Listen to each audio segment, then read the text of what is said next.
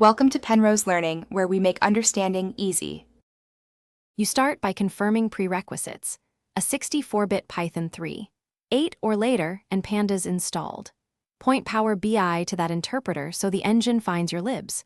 Once done, install common packages with pip install pandas matplotlib or use a virtualenv to avoid conflicts. This matters because Power BI executes your code inside that interpreter. Mismatches cause errors. Make sure system path is not relied on. Put the explicit interpreter path in options so Power BI reliably uses the. You now bring data into Power Query and choose Run Python script to execute logic. In the editor, Power BI exposes your incoming table as a variable named dataset. Import pandas and operate on that data frame. For example, filter, group, and create new columns, then assign the final data frame back to dataset so Power BI can read results.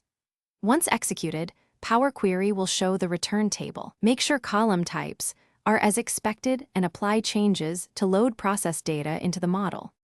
You finish by applying changes so the Python transform table is imported into the model and available to visuals.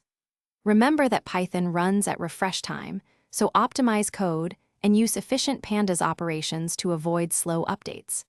If something goes wrong, inspect the query editor error message, confirm the interpreter path and options, and verify package versions match what your script requires. One key troubleshooting tip: restart Power BI after changing environments to clear cached interpreter state.